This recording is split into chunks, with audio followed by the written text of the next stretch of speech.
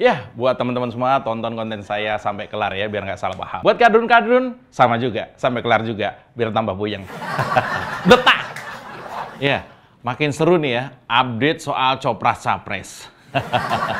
Antara yang kebelet dengan yang diinginkan masyarakat. Masing-masing ada dramanya. Dan drama yang paling seru adalah soal Anies.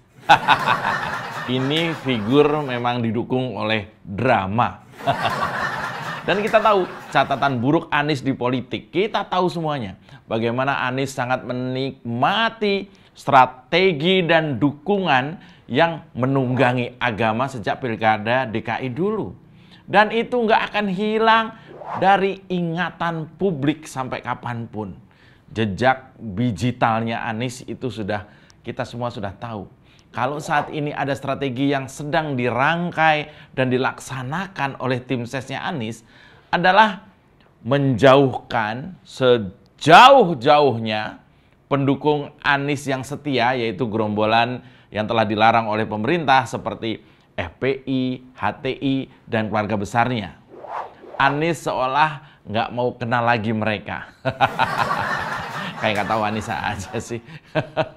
Nah, jadi Anies sendiri seolah ingin cuci kaki. Bukan cuci tangan ya. Cuci tangan itu kalau menghilangkan virus atau kuman.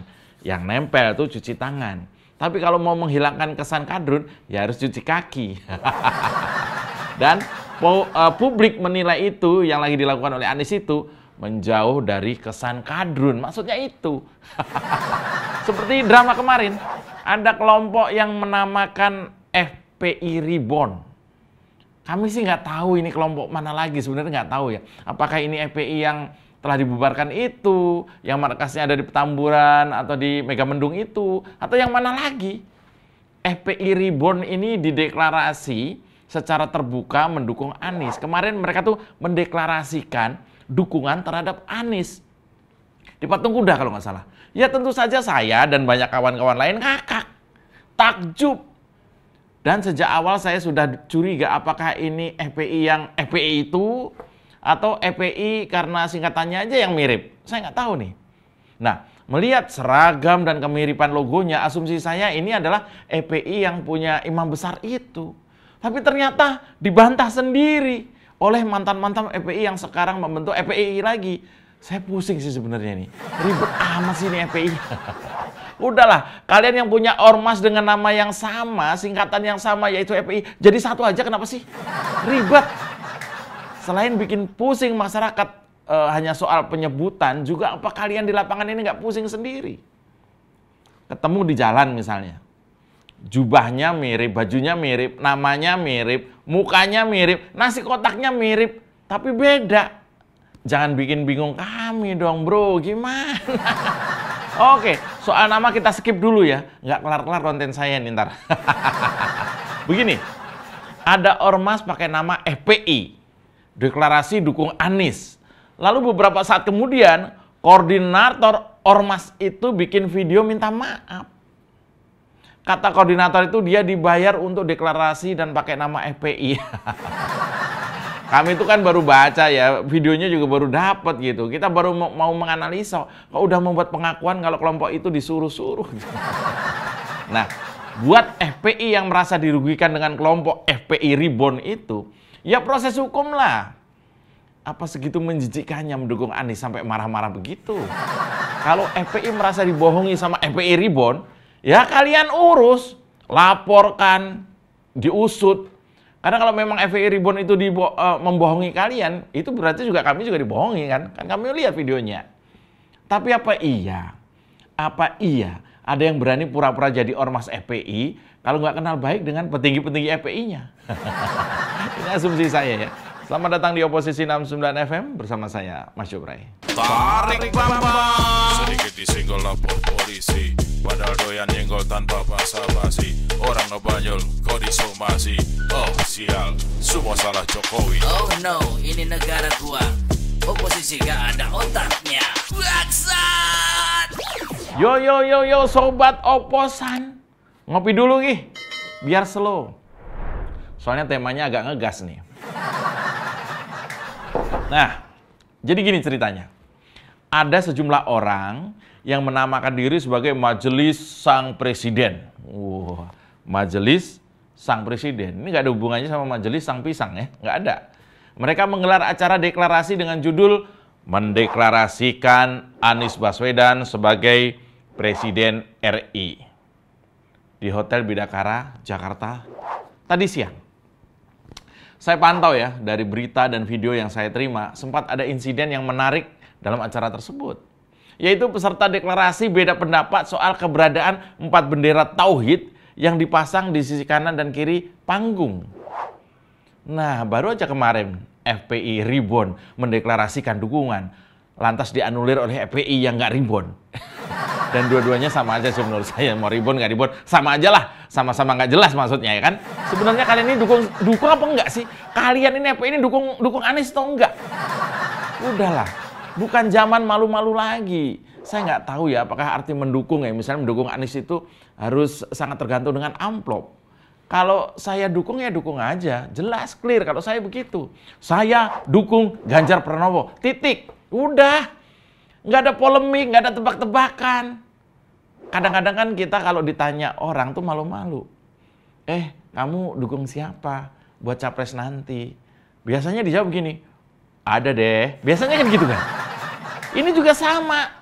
Itu FPI mau Reborn, mau FPI ribet. Udah bilang aja kalian dukung siapa. Nggak ada yang protes juga. Mungkin nggak ngaruh juga sebenarnya. Aduh, sampai mana nih Tan? Saya ceritanya agak ngaco nih ya. Tolong Mas editor nih di rewind, dimundurin.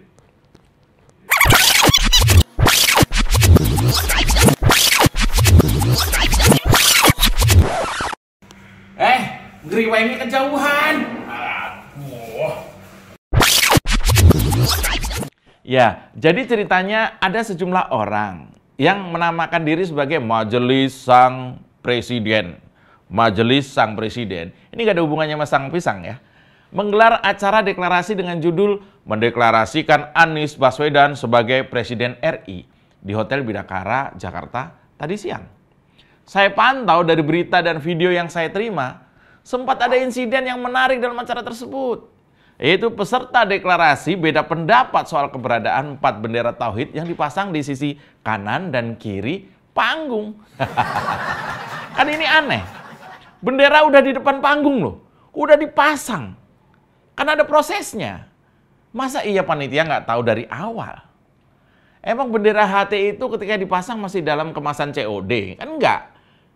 Kan kelihatan warna dan gambarnya.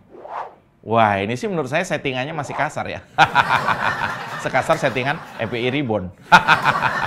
Nah, insiden itu berawal saat acara dimulai dengan menyanyikan lagu Indonesia Raya.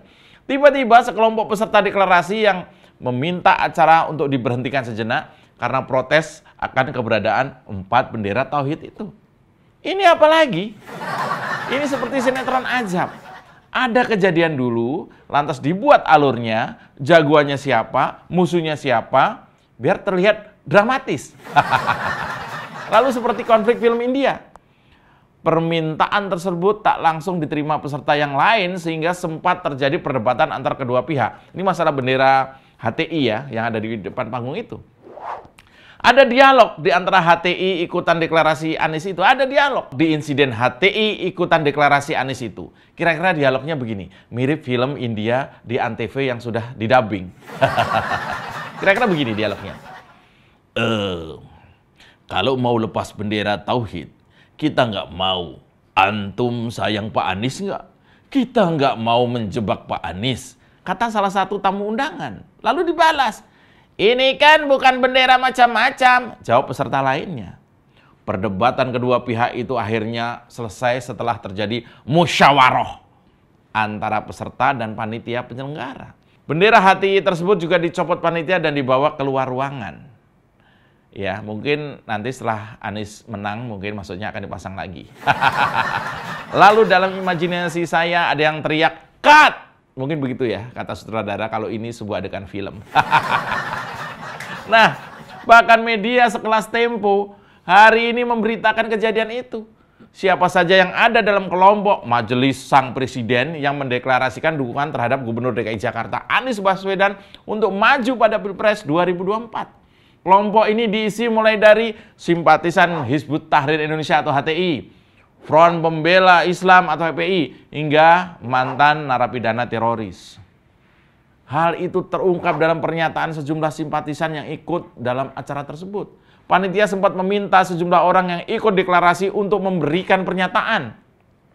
Salah satunya Alif Akbar bin Abdurrahman Al-Yamani yang mengaku sebagai ex-simpatisan FPI. Alif Akbar itu bilang begini, insya Allah dengan deklarasi ini kami memberikan landasan untuk Pak Anies maju Pilpres. Kami berharap umat Islam mengusung Pak Anies untuk periode 2004-2009 nanti. Itu kata dia begitu. Nah gini dong, jelas.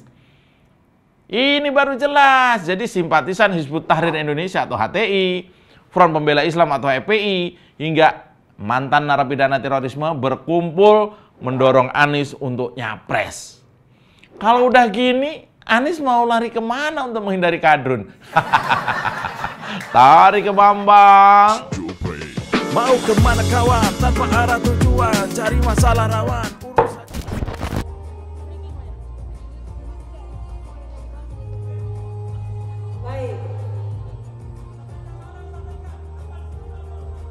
Baik, Bapak dan Ibu, sesaat lagi akan dibacakan deklarasi untuk Presiden Anies Baswedan sebagai next Presiden periode 2024-2029. Bapak dan Ibu, mari kita usung Pak Anies Baswedan sebagai Presiden periode 2024-2029. Anies Baswedan! Presiden! Anies Baswedan! Presiden! Anies Baswedan! Presiden! Takbir! Takbir! Takbir! Waduh, nih dari video tadi, dari informasi tadi, dan dari dokumentasi tadi, saya analisa sih ya, ini adalah sebuah operasi yang bertujuan mencuci kaki Anies. Mereka tahu kelemahan Anies sebagai figur seadanya yang akan mereka dukung hanya punya dua kelemahan. Anies hanya punya dua kelemahan, yaitu nggak bisa kerja dan terlalu lengket dengan kadrun. Maka tugas mereka ya cuma dua itu. Membuat framing seolah-olah Anies berprestasi, yang berikutnya adalah membuat Anies seolah-olah nasionalis. Sebuah tugas yang berbiaya mahal dan juga sulit. Inilah dunia politik. Gak bisa main polos-polosan, Bung. Dan hanya dalam dunia politik orang bisa mati dan hidup lagi hingga puluhan kali. Anies mungkin sudah dianggap benda mati secara ideologi oleh publik waras. Karena memang dia berkuasa di Jakarta dengan memanfaatkan hal-hal berbau kematian. Mayat, kuburan, kematian pernah sangat akrab sejak awal Anies mencalonkan hingga menjabat sebagai gubernur. Dan kali ini strategi jurus mematikan ala Anies akan digeser atau diubah menjadi Anies yang toleran, nasionalis, anti FPI, anti HTI dengan berbagai cara. Tidak mungkin Anies tidak menggunakan jasa konsultan seperti misalnya ya, konsultan politik. Seperti saat Pilkada DKI dulu yang memanfaatkan konsultan politik E.F. Saifullah Fatah, ingat nggak? Nah, yang dengan terang-terangan saking kuatnya keterpilihan Ahok saat itu, maka E.F. sebagai konsultan menyarankan supaya bagaimana kalau memanfaatkan agama untuk mengalahkan Ahok. Dan dia berhasil. Sejarah mencatat demokrasi di Indonesia berubah menjadi kotor saat itu. Nah, sekarang Anies kena batunya.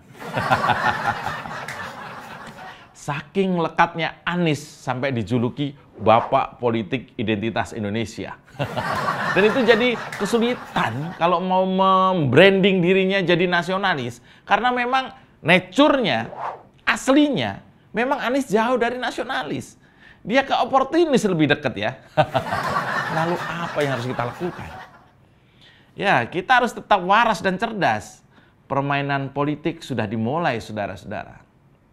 Kalau kemarin Rocky Gerung menuduh Ganjaris atau relawan Ganjar ada di balik FPI Reborn itu, maka hari ini saya juga akan mengatakan bahwa FPI Reborn ataupun insiden bendera HTI itu adalah cara tim mereka playing victim dalam rangka Anies cuci kaki tadi biar seolah-olah bersih dan suci tanpa noda.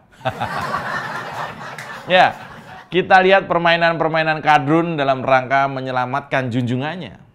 Harusnya kadrun-kadrun ini sadar bahwa mereka sedang dipandang sangat menjijikan oleh Anies demi capres dan ambisi yang ketinggian. Ya, demikian suara oposisi 69 FM. Jangan lelah untuk menjadi Indonesia. Salam Bletak, tarik ke Bambang.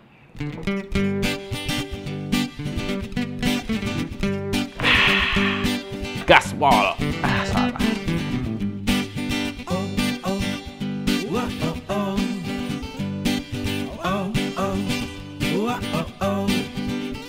Tiba saatnya satu hari nanti mereka datang menghampiri kita. Kita dukung aksi melawan intoleran, radikalisme, dan juga terorisme demi Indonesia yang lebih baik dengan cara subscribe di kanal 24/5 TV.